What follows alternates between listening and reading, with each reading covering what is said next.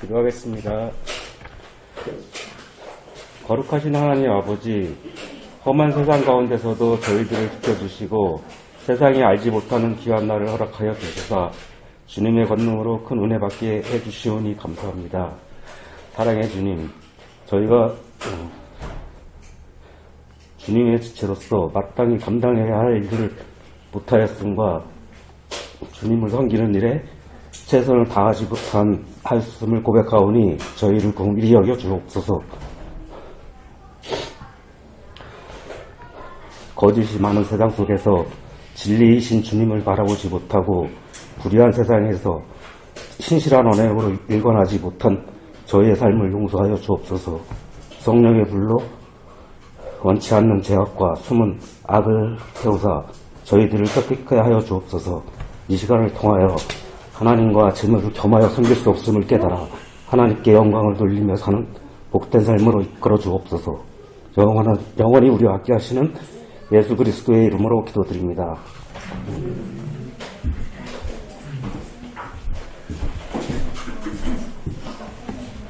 네, 우리 오늘 웨스트민스터 소요리 문답 94, 95 문답 같이 보도록 하겠습니다.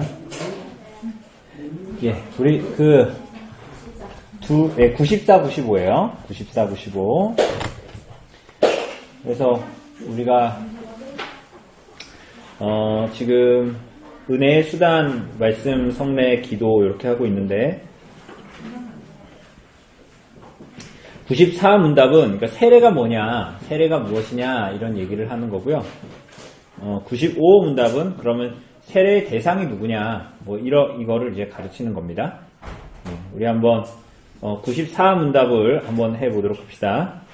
세례란 무엇입니까?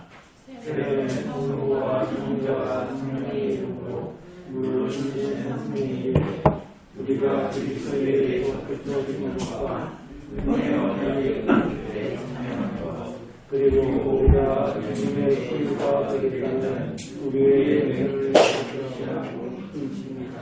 네, 그렇습니다. 자, 우선은 첫 번째로 보면 세례는 성부와 성자와 성령의 이름으로 세례를 받습니다. 그죠? 그래서 우리가 고린도전서 지금 6장 보고 있지만 고린도전서에 볼 때 뭐 이제 아볼로도 너희의 주인이 아니고 바울도 너희의 주인도 아니고 누구도 주인도 아니다. 뭐 이런 얘기 하잖아요. 그래서 하나님만이 우리들의 주인이시고 뭐 그런 얘기를 하죠. 그래서 사역자들이 뭐 구원을 위해서 한 일이 없다. 사역자에 그야말로 불과하고 그래서 성부, 성자, 성령의 이름으로 세례를 받는다라고 얘기할 때 우리가 너무 익숙한 말이잖아요. 성부, 성자, 성령의 이름으로 성부, 성자, 성령의 이름 속으로 세례를 준다. 이게 속으로라는 말에 관습적으로 번역을 할 때는 의로라는 얘기입니다. 근데 성부, 성자, 성령의 이름 속으로 성부, 성자, 성령의 이름으로 세례를 준다라는 것은 아주 기초적으로 뭐냐면 우리가 성례의 효과에 대해서 얘기할 때도 봤지만 성례 그 자체 때문도 아니고 사역자의 어떠함 때문도 아니요 구원을 위해서 근본적인 일을 누가 하셨기 때문에 성부, 성자, 성령 하나님의 구속사역을 근거로 하기 때문에 그 이름 속으로 세례를 받는 겁니다. 뿐만이 아니라 삼위일체 하나님의 이름으로 세례를 받음으로 말미암아 우리가 성부, 성자, 성령에게 속한다라는 것을 그 세례받는 사람이 고백하고 또 주변의 사람들은 그것을 고백으로 받고 그 주변 사람들에게 알리고 그래서 그 이름에 근거해서 세례를 받는다라는 것은 그 이름에 속한다라는 의미를 가지고 있습니다. 자, 그런데 우리가 이제 흔히 이제 아는 건데 네, 나단이는 저기서 가르치는데 멀쩡한 거 가르치는지 잘 모르겠는데 그래서 하여튼간에 그 성부, 성자, 성령 근데 성경 구절 보면 마태복음 28장 그 지상명령이나 이렇게 대위명 이런 데 보면 삼위 하나님의 이름으로 세례를 준다라고 얘기하지만 성경에 사실은 곳곳에 보면 성부, 성자, 성령의 이름이 안 나타날 때가 있어요. 그죠? 그리스도의 이름으로 세례를 받고 뭐 이런 얘기들이 사도행전 같은 데 나오거든요. 한번 찾아볼까요? 사도행전 우선 2장만 한 군데만 보죠. 사도행전 2장에 보면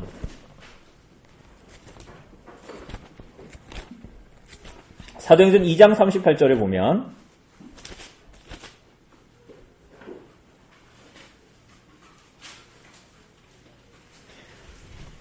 베드로가 이르되 2장 38절 사도행전에 베드로가 이르되 뭐라 그래요? 너희가 회개하여 각각 예수 그리스도의 이름으로 세례를 받고라고 얘기하잖아요. 여러분 이게 성경 지퍼용이 그래서 참 안 좋습니다. 이게 성경 보려면 이렇게 자꾸 잠그게 되잖아요. 저 항상 열어놓고 다녀요. 이게 정말 안 좋은, 우리나라 사람들이 너무 이런 걸 좋아해가지고 이거 지퍼도 달면 안 돼. 근데 어쨌거나 그리스도의 이름으로 세례를 받잖아요. 그러니까 삼위일체 하나님의 이름이 아니라 그리스도의 이름으로 세례를 받는 거잖아요. 이거 어떻게 우리가 봐야 될까요? 우리가 이해하고 있는 것처럼 성부, 성자, 성령의 한 위격만 성경에 언급된다고 해서 다른 두 위격이 배제되는 것이 아닙니다. 우리가 소요리 문답 성부, 성자, 성령의 사역을 볼 때도 외부적인 사역을 통해서 볼 때도 그랬잖아요. 성부 하나님께는 창조와 작정의 일이 돌려지고 성자께는 구속의 일이 돌려지고 성령께는 구속의 적용이 돌려진다 그랬잖아요. 근데 그건 그 외적인 사역을 얘기할 때 돌려진다고 얘기하지 그 한 위격이 하시는 그 일에 그분만 하신다라는 얘기는 아니거든요. 그래서 우선은 한 위격만 언급이 돼도, 그러니까 성자 예수님만 언급돼도 다른 두 위격이 배제되는 것이 아닙니다. 외부적인 사역에서 그렇다라는 거예요. 그런데 여러분 놀랍게도 존재적으로도 그렇습니다. 존재적으로도. 그래서 여러분 아우구스티누스가 삼위일체론 고백록 이런 걸 남겼는데 삼위일체론 8권에 보면 이런 얘기가 나와요. 여러분 잘 들어보세요. 성부가 하나님, 성자가 하나님, 성령이 하나님이라고 하며 성부가 선하시고 성자가 선하시고 성령이 선하시다고 할 때 이해되시죠? 다 하나님이세요? 그리고 다 선하시대요? 할 때 하나님이 셋이라고 하지 않고 선한 분이 셋이라고 하지 않는다. 오로지 한 분 하나님, 선한 분 하나를 말하는 것이다. 그 삼위일체 하나님이다. 그러면서 이렇게 얘기해요. 그렇기에 그들을 세 위격 또 세 실제라고 하는 것은 그 본질적인 존재가 다르다는 말이 아니라 성부, 성자, 성령 할 때 우리는 언어적인 다 한계력과 분절성을 가지고 있기 때문에 그분을 한마디로 얘기할 수 없죠. 성부, 성자, 성령은 한 분이신데 우리가 성부하고 성자 할 땐 이미 분절이 나눠지는 거잖아요. 그런데 여기서 어거스틴이 뭐라 그러냐면 세 위격, 세 실제라고 하는 건 본질적인 존재가 다르다는 말이 아니라 셋이라고 했는데 어떤 셋이냐라는 질문에 한마디로 대답하기 위해서이다. 삼위일체 안에 완벽한 동등이 있어서 성부가 성자보다 위대하지 않을 뿐더러 성부와 성자가 함께라고 해서 성령보다 더 위대한 것일 수도 없다. 이해되시죠? 성부, 성자, 성령은 우리는 편먹으면 셋이 있으면 둘이 있으면 한 명보다 더 센 거잖아요. 그런데 삼위일체 하나님은 그런 식이 아니라는 거예요. 아울러 이 셋 중에 어느 개별 위격이든 삼위일체 자체보다 더 못한 무엇도 아니다. 이해되시죠? 이해가 안 되죠. 왜냐하면 이건 믿음으로 받는 것이 사실은 우리가 다 이해할 수 없는, 근데 어쨌거나 셋 중에 어느 개별 위격이든 삼위일체 자체보다 더 못한 무엇도 아니다 이렇게 얘기합니다. 여러분 나중에 삼위일체론 혹시나 보면 어렵지만 혹시라도 보게 되면 삼위일체론은 읽으면 아우구스티누스가 삼위일체는 뭐다 이렇게 말하지 않아요. 그렇게 엄표로 할 수 있는 분이 아니라고 어거스틴도 얘기해요. 그래서 무엇은 아니다 이런 식으로만 얘기해요. 삼신이 아니다, 삼신론이 아니다, 양태론이 아니다 이렇게는 얘기하면 안 된다 이런 식으로만 얘기를 하지 삼위일체가 뭐다 이렇게는 말을 안 해요. 이런 두꺼운 책을 읽는데도 거기 그렇게 안 나와. 근데 어쨌거나 이제 이렇게 잘 그래도 정리를 해놓은 거예요. 성경적으로 성경이 말하는. 그래서 어쨌거나 다시 한번 얘기하지만 성부, 성자, 성령의 이름으로 그렇지만 그러면 한 위격의 이름으로만 세례 주면 되는데 왜 세 위격으로 그러면 성부, 성자, 성령을 말하냐라고 했을 때 한 위격만 말하는 것보다 더 온전한 표현이라고 볼 수가 있는 거예요. 왜? 삼위일체 하나님이시니까. 그런데 사도행전 2장에서 나온 것처럼 한 위격, 주 예수 그리스도만을 언급한다고 해서 다른 위격이 배제되는 것은 아니다. 그러나 그럼 세례받을 때 앞으로 우린 그리스도의 이름으로 세례받냐? 그렇지 않다. 왜냐하면 삼위일체 하나님, 성부, 성자, 성령 하나님을 이름 안으로 세례를 받는다라고 말하는 것이 더 온전한 표현이기 때문이다. 이렇게 얘기하는 것입니다. 자, 그러면 세례를 받기는 받는데, 삼위 하나님의 이름으로 세례를 받는데, 뭘 가지고 해요? 뭘 가지고? 그렇죠. 물을 하면 물. 그러니까 물이라는 특성을 생각해보면, 열심히 일하고 땀 흘리고 나서 물로 씻으면 깨끗하게 땀이 씻어지죠? 음식 먹고 나서 설거지할 때 뭘로 해요? 물로 하죠? 씻기는 거잖아요. 그러니까 물의 그런 특성을 얘기하는 거야. 그래서 물로 세례를 받는 건데, 물은 더러운 걸 깨끗하게 하는 정화를 상징하겠죠, 당연히. 그러니까 물로 세례를 그래서 주는 거예요. 이거 우리 지난번에도 얘기했잖아요. 뭐 성수 이런 게 특별히 막 되게 우리 뭐 엑소시스트 이런 영화 같은 데 보면 카톨릭에 뭐 성수를 쫙 뿌리면은 막 귀신 들린 사람이 막 얼굴이 타들어가면서 소리 지르고 막 그러잖아요. 그런 게 아니라는 거예요. 그러니까 물에 정화시키는 그 상징 자체를 그냥 표현하는 것입니다. 그래서 물이 더러운 걸 깨끗이 씻어내듯이 우리의 죄를 예수 그리스도의 속죄의 피가 우리 죄를 씻으셨다라는 거. 그래서 우리가 예수 그리스도의 피로 깨끗하게 되어서 우리는 그리스도와 된 자? 연합된 자. 오늘 우리가 고린도전서 볼 때 주와 합하여라고 얘기할 때 그 합하다라는 그 헬라어 단어가 접착제 이런 걸 표현할 때 쓰는 단어거든요. 그러니까 하나 된다. 그러니까 로마서는 접붙임을 받는다라고 얘기하잖아요. 접붙임을 얘기하잖아요. 연합을 얘기할 때 뭐 이런 얘기합니다. 유대인과 헬라인. 근데 헬라인이 예수님을 믿게 됐을 때 유대인을 향해서 우리가 자긍할 수 있냐, 자랑할 수 있냐, 그것이 아니다. 그런 얘기 하잖아요. 그래서 참 감람나무와 돌 감람나무 얘기를 하잖아요. 우리는 어디에? 참 감람나무에 뭐 된 거다? 접붙임을 받은 것이고, 그죠? 뭐 그런 얘기를 할 때 또 이런 얘기가 나오죠. 그래서 어쨌거나 우리는 그리스도의 피로 깨끗하게 된 자들이 거룩하신 예수 그리스도와 연합하게 된다라는 것을 얘기합니다. 그래서 성부, 성자, 성령의 이름으로 물을 가지고 씻는 세례는 예수 그리스도의 피로 거룩해지고, 그래서 성령께서 그리스도의 속량을 믿음을 통해서 깨닫고 그리스도를 붙들게 하셔서 94문답 답에서 나온 것처럼 우리가 그리스도에게 어떻게 된다고요?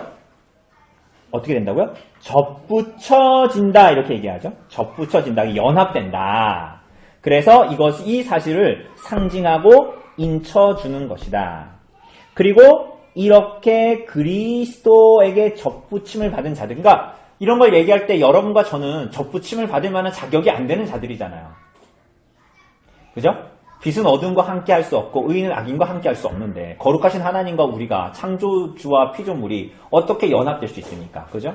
그러나 그리스도께서 우리와 같은 더러운 죄인들을 씻기시고 그 접붙임을 받아 그분으로부터 나오는 양분으로, 그러니까 우리 전에도 얘기했잖아요. 이게 접붙이면 나무에 접수해가지고 접붙이면 이 나무의 나무의 이 영양분을 받아서 얘가 열매를 맺잖아요. 이 접붙임 받은 가지가. 그죠? 이 가지가 자체로 영양분을 가지고 열매를 맺는 게 아니잖아요. 그것처럼 우리가 그리스도라는 나무의 접붙임을 받아 우리가 그분으로부터 모든 영양분을 받고 열매를 맺게 된다. 그리고 이 놀라운 사건, 우리와 같은 자들이 어떻게 이 대단한 나무의 접붙임을 받을 수 있는가? 근데 그 사실이 실제로 일어났다라는 이 연합과 놀라운 사실을 상징하고 인쳐주는 것이 물로 씻는 예식인 이 세례를 통해서 나타납니다. 그러면 이렇게 예수 그리스도에게 접붙임을 받은 죄인들은 유익을 얻게 된다. 근데 그걸 뭐라 그래요? 여기 요리문답에 보면 무슨 언약? 은혜 언약의 은택의 은혜에 참여하는 자가 된다라는 거죠. 우리가 은혜 언약의 유익이 뭐가 있습니까? 첫 번째로는 당연히 예수 그리스도의 죽음만이 아니라 뭐예요? 그렇죠. 예수 그리스도의 생애와 죽음입니다. 우리는 자꾸만 예수 그리스도의 죽음만을 얘기하면 안 돼요. 예수 그리스도의 생애와 죽음을 통한 구속을 획득하게 됩니다. 이게 은혜 언약의 은택입니다. 은혜입니다. 그리고 두 번째는 뭐예요? 성령 하나님이 그리스도께서 획득하신 구원을 우리들에게 뭐 하신다? 적용하신다. 그렇죠. 그래서 우리가 저기서 봤잖아요. 저기 이제 성령의 사역, 효과적인 부르심을 통해서도 얘기한 것처럼 연합되고 효과적인 부르심, 칭의, 양자됨, 성화, 하나님 안에서의 화평함, 양심의 화평, 성령 안에서의 기쁨, 하나님의 사랑에 대한 확신, 믿음의 견인, 이런 것들이 모두 다 주어집니다. 그죠? 그래서 이 은혜 언약의 유익들에 참여하는 것을 인치는 거야. 자, 그래서 세례 의식이 이런 건데, 사실은 여러분 잘 생각해 보면 세례 받을 때 이런 거 잘 알아요, 몰라요? 잘 몰라요. 사실은 잘 몰라요. 심지어 되게 웃겨요. 이거 세례를 받고 우리가 신앙 고백하고 세례 받잖아요. 신앙 고백하고 세례를 받는데 잘 몰라, 사실은. 우리는 되게 이상하게 생각해요. 유아 세례는 되게 그건 미신적이라고 생각하고, 우리가 신앙 고백하는 건 미신적이라고 아니라고 생각하는데, 사실 우리가 신앙 고백하고 잘 몰라, 사실은. 그런데 세례를 받잖아요. 그런데 그걸 더 확실하게 잘하는 사람들이 있어요. 누구예요? 세례 받고 증인으로 있는 사람들이 그 세례 의미를 훨씬 더 잘 알아요. 그쵸? 왜냐하면 우리는 세례 받은 이후에 그런 것들을 막 경험하면서 살아가잖아요. 오히려 세례를 받은 처음 이 사람은 잘 모를 때가 굉장히 많아요. 오히려 증인으로 있는 사람들이 나도 세례를 받았고, 사실은 세례가 말하는 그 인치고 상징하는 유익을 내가 지금 받고 살고 있구나를 다른 사람이 세례 받는 걸 보면서 성도들이 알아. 그죠? 그리고 이 사람은 잘 몰라, 때로는. 그리고 이 사람이 이 사람 말고 다른 사람이 세례를 받고 이럴 때 오히려 이 사람은 그 이후의 여정을 통해서 내가 세례가 이거였구나라는 것을 알게 되죠. 여러분, 그게 하나도 이상하지 않습니다. 하나도 이상하지 않아요. 은혜 유익을 우리가 받고 누리고 있다라는 거예요. 자, 그래서 참여하는 증인인 성도들까지도 은혜를 누리게 됩니다. 자, 그래서 신자가 세례에서 취하는 은혜 언약의 유익에 대해서 웨스트민스터 신앙고백이 이렇게 얘기합니다. 사람이 타락함으로 스스로 그 언약에 의해서 생명을 얻을 수 없게 되었는데, 여러분과 저는 그런 자들이었잖아요. 스스로 생명을 얻을 수 없는 자들. 주께서는 그 기쁘신 뜻대로 은혜 언약이라 칭하는 둘째 언약을 맺으셨다. 여기서 하나님은 죄인들에게 예수 그리스도에 의한 생명과 구원을 값없이 제공하셨고, 그들이 구원 얻도록 그를 믿을 것을 그들에게 요구하셨대요. 영생으로 정해진 모든 사람에게 성령을 주어 그들로 믿기를 원할 뿐만이 아니라 믿을 수 있게 하기를 약속하셨다. 이렇게 얘기합니다. 믿기를 원할 뿐만이 아니라 믿을 수 있게 하겠다고 약속하셨다. 여기가 굉장히 키포인트입니다. 그죠? 믿기를 원할 뿐만 아니라 믿을 수 있게 하기를 약속하셨다라는 거야. 자, 그래서 이제 세례를 이렇게 받는 거, 은혜에 참여하는 거 이렇게 나옵니다. 그래서 이 세례가 수세자에게, 실제로 그 세례를 받는 사람에게 어떤 유익이 있냐? 거기 마지막에 뭐라 그래요? 우리가 주님의 소유가 되겠다라는 우리의 맹세를 표시하고 인친다. 이게 무슨 얘기냐면, 하나님 앞에서와 하나님께서 그렇게 세례를 주시지만 또한 우리에게는 뭐냐? 하나님과 증인들이 있을 거 아니야. 교회를 이루고 있는 사람들, 지체들에게 하는 다짐과 약속입니다. 약속의 의미를 가지고 있어요. 무슨 다짐과 무슨 약속을 했을까요?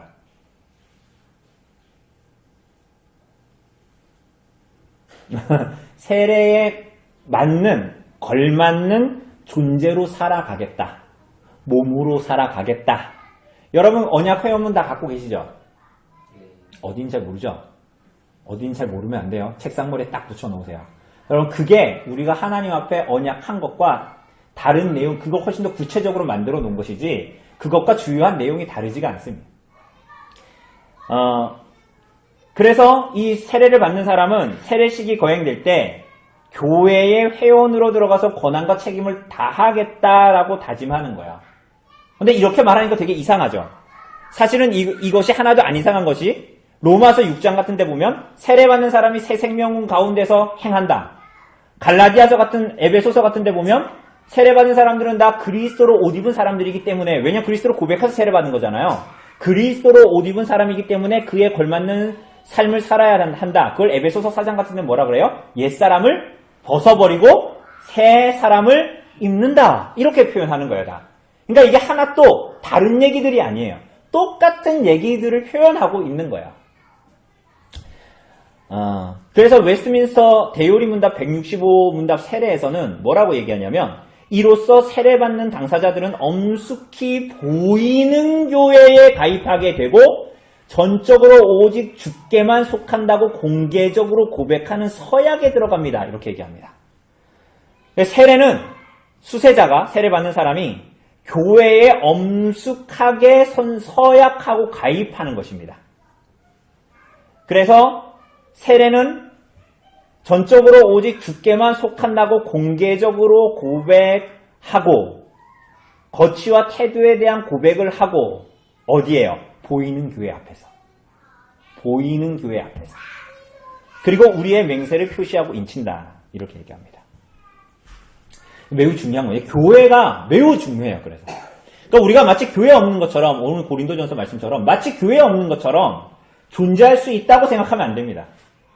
마치 우리들의 영혼은 하나님을 언제나 믿고 우리들의 몸으로는 전혀 그렇지 않은 삶을 살아도 된다. 그렇지 않습니다. 성령으로 잉태하여 이 땅에 주신 그리스도의 교회에 보이는 교회에 속하여 살게 되어져 있는 거예요. 여러분은 창조주가 아닙니다. 여러분은 방종하면서 스스로 자유있다라고 말할 수 있는 존재들이 아닙니다. 우린 피조물이고 우리는 반드시 진리 안에서만 자유할 수 있습니다. 창조주와 창조주의 법칙 안에서만 우리는 자유할 수 있는 자들입니다. 그렇지 않고 아무리 방종하며 살아봤자 목마르고 배고픔과 메마름밖에 없을 것입니다. 그건 너무 당연한 거예요. 그래서 우리의 맹세를 표시하고 인치는 겁니다. 그래서 우리 지난주에도 봤잖아요. 세례 문답을 할 때 4가지 물어봅니다. 이걸 아주 길게 푼 게 아주 삶에 막 적용해서 길게 푼 게 여러분 우리가 가지고 있는 언약 회화문이에요. 그런데 4가지가 뭐냐면 이거였어요. 첫 번째, 김은희 씨는 하나님 앞에 김은희 씨라고 써있었어. 김은희 씨는 하나님 앞에 죄인으로서 당연히 그의 진노를 받을 만하나 그의 크신 자비하심으로 구원 얻을 것밖에 다른 소망이 없는 줄 믿습니까? 이거 물어봐요. 두 번째, 이거 기억 잘 안 나죠? 그래서 여러분 생각나게 하려고. 김은희 씨는 주 예수 그리스도가 하나님의 아들 되신과 죄인의 구주이신 줄을 믿으며 복음에 말한 바와 같이 구원하실 이가 다만 예수 그리스도뿐인 줄을 알고 믿으며 그에게만 의지하기로 다짐하십니까? 여러분 그분만 의지하기로 다짐하십니까? 네. 그죠? 세 번째, 김은희 씨는 지금 성령의 은혜만 의지하고 그리스도를 좇는 자가 되어서 그대로 힘써 행하며 뭐라고 하냐면 죄를 버리고 모든 죄를 버리고 여러분 이건 영으로 얘기하는 게 아니에요. 몸으로 살아가는 우리의 삶을 얘기하는 거예요. 모든 죄를 버리고 그의 가르침과 모범을 따라 살기로 작정하십니까? 이렇게 물어봐요. 우리는 뭐라고 했어요? 예. 네 번째로 김은희 씨는 교회의 모든 다스림과 치리에 복종하고 그 거룩함과 화평함을 이루도록 힘쓰기로 다짐하십니까? 네. 교회의 다스림과 치리에 복종하십시오.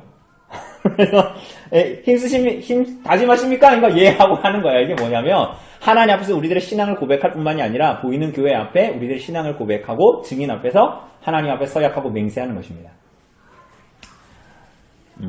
그러니까 세례는 이렇게 상징하고 인치는 것이죠. 지난번에 얘기한 대로 이 사인의 의미를 제대로 이해하지 못하면 의미가 있어요, 없어요? 없어요. 우리가 지난주에 성찬 본 대로 그것이 무슨 세례 어떤 예식 자체의 의미가 있는 것도 아니고 어떤 세례를 주는 사람의 덕에 의한 것도 아니기 때문에 그런 거예요. 그래서 그 의미를 분명히 이해하고 있어야 하는 거겠죠. 구약 백성들이 드렸던 제사도 마찬가지입니다. 그냥 맨날 그냥 습관처럼 짐승 죽여 피 쏟고 이것만 계속 반복하면 믿음으로 하나님께서 그 제사도 받지도 않으시고 그죠? 근데 이 사람들이 제사를 드리면서 무엇을 바라보는 거예요? 앞으로 오실 그리스도의 대속을 궁극적으로 믿음으로 바라보지 않으면 그 모든 것이 율법행위요 종교행위일 뿐이었다라는 거예요. 그러니까 오늘날도 사실 마찬가지입니다. 그래서 그것이 상징하는 바를 인치는 바를 인식하고 믿음으로 받아들이는 것이 세례의 의미와 효력을 나타내는 것이겠죠. 네. 95문답 한번 해볼까요? 95문답. 더 짧네요. 자, 95문답입니다. 세례는 누구에게 베풀어져야 합니까? 세례는 모이는 교회에 있는 사람들이 그리스도에 대한 믿음과 순종을 고백하기 때문에 그들 중 어떤 사람에게도 세례를 베풀어서는 됩니다. 그렇지만 우리는 교회의 세례의관들을 세례를 받아야 합니다. 자, 우선 보이는 교회 밖에 있는 자들에게는 세례를 베풀어서는 안 되고 그들이 그리스도에 대한 믿음과 순종을 고백할 때 세례를 베풀어야 합니다. 여기서 보이는 교회가 뭐예요? 네? 네? 건물교회? 건물교회요? 대요리문답 62문답이 보이는 교회가 뭐냐라고 했을 때 이렇게 얘기합니다. 가시적 교회라고 얘기하거든요. 보이는 교회, 가시적 교회 똑같은 말입니다. 여러분 그 어플 있으시죠? 핸드폰에 기독교 교리 나중에 집에 가서 보세요. 62문답에 대요리문답 62문답에 뭐라 하냐면 가시적 교회란 어느 시대나 세상의 모든 지역에서 참된 종교를 고백하는 자들과 그들의 자녀로 구성된 사회라고 정의합니다. 그러니까 여러분 우리 교회로 모였잖아요. 건물 말고 우리 모였잖아요. 이게 가시적인 교회예요. 가시적인 교회. 그래서 하나님의 눈이 아니라 사람들의 눈에 보이는 교회이죠. 눈에 보이는 교회당에 모여 신앙 고백하고 예배드리고 신앙생활 하는 이 교회를 얘기하는 거예요. 지금 우리 눈에 보이는. 그죠? 그럼 반대로 비가시적인 교회는 뭐예요? 불가시적인 교회, 눈에 안 보이는 교회는 당연히 뭘까요? 누구 눈에만 보여요, 우선은? 누구 눈에만 보여요? 하나님 눈에만 보여요. 그리고 과거와 현재와 미래에 걸쳐 존재하는 참된 신자들의 모임. 그래서 64문답에는 이렇게 말해요. 대요리문답 64문답에 비가시적 교회란 머리이신 그리스도 밑에 하나로 모였고 모여지고 모여질 택자의 총수. 이거 표현 재밌죠? 과거와 현재와 미래예요. 모였고 모여지고 있고 모여질 누구의 총수요? 택자들의 총수. 영원전에 하나님께서 택하신 자들의 총수. 그들이 뭐예요? 비가시적 교회. 그러니까 누가 참신자인지 거짓신자인지 누가 알곡인지 가라진지 정확하게 구별할 수 있어요? 없어요? 없어요. 참된 신자로 구성된 비가시적인 교회는 하나님만 보실 수가 있죠. 다시 돌아가서 세례를 받으려면 신앙 고백이 있어야 하고 그리스도에 대한 믿음과 말씀대로 상급겠다라는 순종의 고백이 있어야 하죠. 그리고 이런 신앙을 고백하는 자들은 자연히 어디서 신앙생활하게 돼요? 비가시적인 교회에서 신앙생활하지 않아요. 어디에서 신앙생활해요? 보이는 교회에 속하여, 여기서 보이는 교회에 속하여 신앙생활을 하게 됩니다. 따라서 보이는 교회 바깥에 있는 자들이라고 얘기했을 때는 예수 그리스도에 대한 믿음이 없는 자들, 그리고 설령 있다고 해도, 믿음이 있다고 해도 보이는 교회에 속하여 신앙생활하는 것의 의미와 가치를 모르는 자들에게는 세례를 주면 돼요, 안 돼요? 그러니까 사적으로 세례 주고 이런 거 있어요, 없어요? 내가 목사한테 저 사람 꼴배기 싫고 교회에 근데 나 예수님 믿는 것 같고 나 그러니까 저 실개천에 가서 나만 좀 사적으로 낮에 2시에 만나가지고 나 세례 좀 주세요. 이렇게 하는 게 안 된다는 거예요. 그렇게 세례를 베풀어서도 안 되고. 여러분 그런데 교회 바깥에 있는 자들에게 이런 교회 바깥에 있는 자들에게 세례를 주는 경우가 있을까요? 없을까요? 어디에 있어요? 어디에 있을까요? 네? 네? 우선은 이제 그건 특수한 경우이고 대부분은 사실은 오늘 우리가 은혜의 수단을 논하는 안에서 보면 로마 카톨릭이 그렇게 하죠. 왜 로마 카톨릭이 그렇게 해요? 우리 지난주에 공부한 거 생각해 보면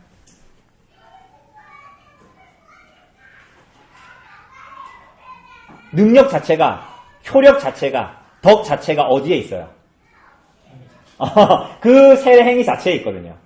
그러니 교회 바깥에 있는 자들에게도 의식 자체가 하나님의 은총을 베풀고 영생을 보증해주고 이러니까 그것을 주게 되는 거죠. 그러니까 여러분 근데 여기서 되게 중요한 게 있어요. 로마 카톨릭이 세례 교육 할까요, 안 할까요? 여러분 지금 한국의 보편적인 개신교회보다 훨씬 더 철저하게 해요. 그런데 참 아이러니하게도 그렇게 세례 교육을 철저하게 하는데 형식적인 고백을 하는 사람들에게 세례를 주는 경향이 있어요. 왜 그래요? 아까도 얘기했던 대로 세례 자체에 능력이 있다라고 이 사람들이 믿기 때문에. 그만큼 이 교리가 굉장히 중요한 거예요. 성경의 교리가 뭘 얘기하는가가 굉장히 좌지우지하는 거예요. 아무리 그걸 오래 텀을 두고 한다고 해도. 그러니까 여러분 이렇게 유럽에 이런 사람들 되게 많거든요. 로마 카톨릭 신자야. 물론 지금은 아닌 사람들도 많지만 로마 카톨릭 신자예요. 그래가지고 영세를 받아요. 그리고 이 사람은 그 이후에 어때요? 미사에 참여해 안 참여해요? 안 해요. 미사에 참여 안 해. 우리 초파일에 절간 가는 거죠. 절에 가는 것처럼 이렇게 한번 가요. 근데 미사에 참여하지 않다가 뭐 할 때? 뭐 할 때 갈 것 같아요? 그렇죠. 결혼할 때, 얼마나 웅장한 그런 데서 막 결혼할 때 또, 결혼한 뭐예요? 애나요. 애나요. 유아 세례 받을 때 또 세례 받아야 될 거 아니에요, 얘도. 또 뭐예요? 언제? 죽을 때. 병자성사, 종부성사. 교회를 자신의 관혼상제의 도구로 사용하는 거지. 근데 이렇게 하는 이유가 뭐냐면 성사 자체에 능력이 있다라고 이 사람들이 믿기 때문이에요.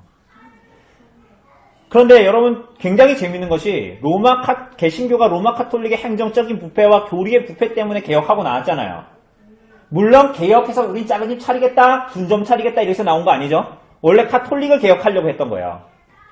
루터 이전에도 그런 사람들이 있었고 불타 죽었지만. 그런데 그래서 세례와 성찬 이외의 다른 것들을 다 거부했는데 오늘날 개신교회가 오히려 로마 카톨릭처럼 확실하게 믿음을 고백하지 않는 사람들에게 세례와 성찬을 허락하는 경향을 보입니다. 참 이상하죠. 교회에 잘 나오지 않고 신앙 고백도 확실하지 않지만 세례를 받으면 신앙생활을 잘할 것 같다라는 부탁을 받으면 어떻게 해야 될까요? 어떤 자매는 형제가 있어. 혹은 불신자의 아들, 딸이 있거나 혹은 불신하는 자기 남자친구, 여자친구 있고 자기는 믿고. 그런데 얘를 세례를 주면 세례 의식은 뭔가 되게 거창하고 뭔가 그런 게 있으니까 얘가 세례를 받으면 좀 신앙생활 잘할 수 있을까요? 목사님 그러지 않을까요? 그러니까 세례 주세요 하면 어떻게 해야 될까요? 줄 수 없죠. 왜 줄 수 없을까요? 왜 줄 수 없을까요? 여러분과 저는 숨어진 뜻에 순종하려고 하는 자들이 아니라 나타내신 하나님의 뜻에 순종하면서 살아가는 사람들이죠. 그게 무슨 얘기야? 여러분은 하나님이 아니에요. 여러분은 하나님이 아니잖아요. 여러분이 하나님이 아니라는 것에 한숨이 나옵니까? 그렇지 않죠? 여러분 하나님이 아니잖아요. 우리는 피조물입니다. 하나님의 손에 모든 것이 있고 우리가 그 사람의 미래 가능성을 어떻게 합니까? 아니 이 사람이 대체 예수를 믿을지 안 믿을지 우리가 무슨 안 믿는 사람 보고 어떻게 알아요? 그 사람이 아무리 나랑 살을 부딪히면서 살아도 그걸 우리가 이 사람이 택자인지 아닌지 어떻게 알아요? 우리가 압니까 모릅니까? 모르죠. 근데 어떻게 그 사람에게 세례를 줄 수 있습니까?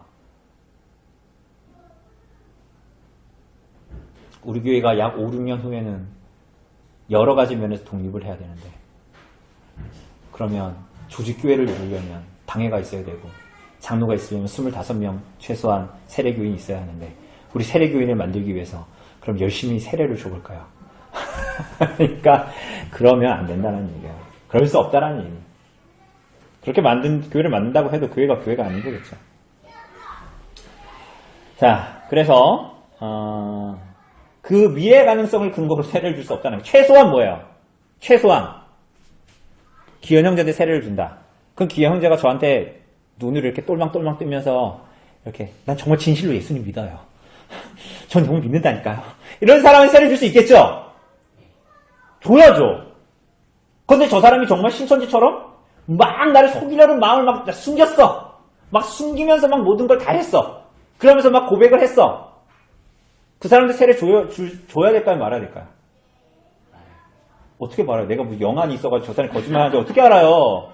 그러니까 우리는 하나님의 말씀에 의거하여 그죠? 최대한의 건전성을 유지하고 그 사람의 신앙 고백적인 여러 가지 것들을 볼 수 있는 것들 안에서 우리가 그 사람을 판단하는 것이 아니라 이 사람이 하나님 앞에 맡기고 이 사람의 모든 것들을 진실하게 말과 이 사람의 행위를 그대로 받고 그래서 이 사람에게 세례를 주는 거예요.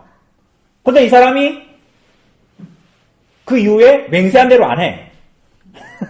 맹세한 대로 안 해. 막 언약 태우면 어디 있는지도 몰라. 어디 처박혀 있는지 태웠는지 몰라. 그럼 나는 그거하고 아무 상관없이 살아. 하나의 이벤트였어. 그럼 그런 사람 어떻게 해야 될까요? 징계 너무 무섭잖아요. 그 징계는 병원 가서 쓰시고. 건면하거나. 그죠? 건징할 때 우리는 꼭 수찬정지 이런 것만 생각하는데 그게 아니라 건면을 해야 되겠죠. 형제가 건면을 하고, 같이 건면하기도 하고. 그죠? 근데 그렇게 해서 건징하고. 그 사람이 근데 그런데도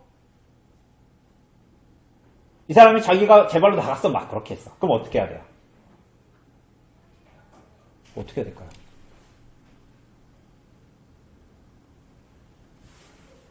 그거는 이제 우리들의 손에서 벗어나 있는 문제인 거죠. 그 교회가 할 수 있는 모든 건징을 했음에도 불구하고 만약 그렇게 된다면 하나님의 손에 맡겨야 되는 거죠. 그거 어떻게 하겠어요? 자, 그래서 마지막에 보면 뭐라 그래요? 마지막에 그렇지만 뭐라 그래요? 보이는 교회의 지체들의 유아들은 뭘 받아야 된다? 세례를 받아야 한다. 그 유아 세례. 그러니까 이 아이들은 그리스도에 대한 믿음과 순종을 드러낼 수 없잖아요. 그죠? 그런데 유아들에게는 세례를 베풀어야 할까? 이것은 성경을 통으로 보죠. 우리는 성경을 믿지만 전체 성경을 믿죠. 그리고 그 안에 성경 안에 전체적으로 흐르는 언약, 그리고 구약시대의 할례를 통해서 이것들을 이해할 수 있고 언약적인 의미로 이 모든 것들을 받을 수 있습니다. 하나님께서 창세기 17장에 보면 아브라함에게 언약의 표징으로 태어난 유아들에게 난지 8일 만에 뭘 행하라 그랬습니까? 할례를 행하라 그랬습니다.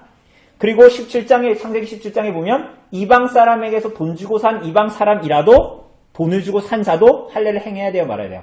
행해야 돼요. 아무 신앙 고백을 하지 못하는 유아에게도 할례를 행했습니다. 자, 이것은 아브라함을 택하셔서 하나님의 자녀로 삼으시는 하나님이 똑같은 은혜를 그들의 유아에게도 허락하시어서 하나님의 자녀로 삼으신다라는 것을 나타냅니다. 이것을 돌려서 얘기하면 사람의 구원이 누구에게 있다라는 거예요? 사람과 사람의 어떠함에 있는 것이 분명히 아니다라는 얘기예요. 분명히 그건 아니다. 누구에게만 있다? 하나님에게만 있다라는 거예요. 하나님에게만. 아브라함의 태생 자체가 그의 아버지 우상을 섬기던 자, 데라, 얘 아들, 우상을 섬기던 땅에서 그의 어떤 자격과 조건, 구원이 그에게 있지 않아 하나님께서 그를 불러내셨고, 그죠? 그를 믿음의 조상으로 세우셨고, 구원이 하나님께 속해 있다. 그래서 은혜로 구원하시겠다라는 이미 아브라함부터 그리고 그 이전부터 언약이 나타내는 하나님의 자기 맹세와 같은 은혜로 구원하시겠다라고 하는 하나님의 언약에 속하여 구원을 받은 어떤 부모의 유아 또한 그 언약 속에서 하나님의 은혜로 구원 얻는다. 그러니까 이것이 여러분 믿는다라는 것이 성령의 은혜로 하나님의 은혜로 우리가 믿게 된다라는 것이 하나님 앞에 얼마나 큰 복인가를 유심히 엿볼 수 있어야 합니다. 그것을 묵상하고 생각할수록 하나님께서 나와 같은 자를 갈대아 우르에서 나와 같은 자를 애굽에서 건져내신 이 그리스도를 믿는 믿음은 대체 무엇인가? 그러므로 성인은 신앙 고백을 통해서 하나님의 언약 안에 있음을 나타내고 유아들은 세례를 통해서 하나님의 은혜로 구원이 주어진다라는 것을 나타냅니다. 이건 뭐 사도행전에 보면 어린아이 어린아이 세를 줘야 된다 말아야 된다 이런 얘기는 없지만 가족들에게 세례를 베풀었다라는 것으로도 우리는 충분히 이성적으로도 합리적으로도 납득할 수 있는 세례를 주었겠구나라는 것을 충분히 생각할 수 있는 그런 증거가 될 수도 있고, 그리고 뭐 마태복음 10장 그런데 보면 예수님께서 하나님 나라를 어린아이와 같이 받들지 않는 자는 그곳에 들어가지 못한다라고 말씀하시잖아요. 근데 이 얘기는 뭐예요? 그리고 예수님께서 그 아이들을 안고 축복하시죠. 기억나십니까? 그런 부분? 그런 부분. 근데 예수님이 이렇게 하신 이유가 뭘까요?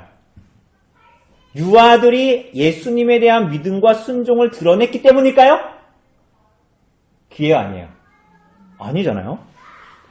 이것은 뭐냐면 유아들이 순수함과 전적으로 부모에게 의지하는 마음 때문이었죠. 그것을 드러낸 것이었죠. 하나님의 나라에 들어가려면 어린아이들처럼 자신의 지위와 자신의 조건과 자격과 행위가 아니라 하나님의 은혜로 전적으로 기대는 심령이어야 한다. 아브라함과 같이. 구원이 자신에게 있지 않고 오직 하나님에게만 달려있어. 그분께 모두 다 의존하고 심지어는 내가 서약하고 맹세하면서도 그것이 누구에게만 의탁되어져 있는 거예요. 하나님의 은혜에만 의탁되어져 있는 거예요. 아까 웨스트민스터 신앙고백에서 그랬잖아요. 나를 뭐라고 그랬습니까? 아까? 정확하게 모든 사람의 정해진 모든 사람에게 명생으로 정해진 모든 사람에게 성령을 주어 그들로 하여금 믿기를 원할 뿐 아니라 믿을 수 있게 하기를 약속하셨다라는 것은 어렸을 때 구원은 하나님께 되어 있고 성인이 되었을 때 그가 고백하고 나서는 그에게 달려있다라는 것이 아니지요. 다 누구에게 달려져 있는 거예요? 하나님에게 달려져 있다. 하나님의 은혜이다. 라는 것을 계속적으로 말합니다. 그래서 하이델베르크 요리문답 74문답이 유아들이 세례를 받아야 하는 이유에 대해서 이렇게 얘기해요. 따뜻하게 이야기합니다. 어른들처럼 유아들도 하나님의 언약과 하나님의 백성에 속하기 때문이고 죄의 구속과 믿음을 작동시키는 성령이 그리스도의 피를 통해 부모 못지않게 유아들에게도 약속되었기 때문입니다. 그러니까 우리 언약의 가정에 주어진 자녀들이 언약의 자손이라는 얘기를 하는 거예요. 그들도 언약의 표지인 세례에 의하여 그리스도의 교회에 속해야 하고 불신자의 자녀들과 구별되어야 하는데 이것이 구약에서는 할례로 이루어졌고 신약에서는 세례로 대치되었습니다. 이렇게 얘기합니다. 여기에는 다 언약적인 흐름들이 다 이제 묻어져 있고 사실은 그게 뭐 행위 언약이었다가 은혜 언약이 되고 이런 건 아니죠. 사실은 본질적으로 다 그 성격이 다 뭐예요? 은혜 언약이었죠. 그렇죠? 그리고 그것이 많은 하나님의 경륜 안에서 언약들로 나타나고 예레미야에서는 그 새 언약이 나타나고 그리고 결국은 그리스도로 말미암아 새 언약이 완전히 드러나는 그죠? 그래서 그 언약적인 측면에서의 이 외적인 수단인 성례, 특별히 세례에 대해서 말하고 있습니다.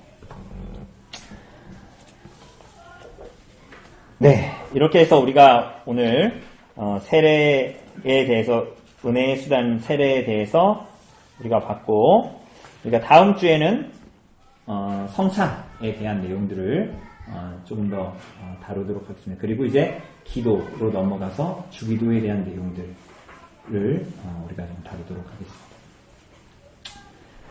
네. 그래서 여러분 세례를 받을 때 하신 한 언약들을 잘 생각해 보세요. 그리고 그것이 우리들을 옥죄기 위한 것이 아니라 오늘도 얘기했잖아요. 참된 진리 안에서의 자유가 무엇인지를 누리도록 인생을 살도록 우리에게 허락하여 주신 거예요. 교회도 그렇고요.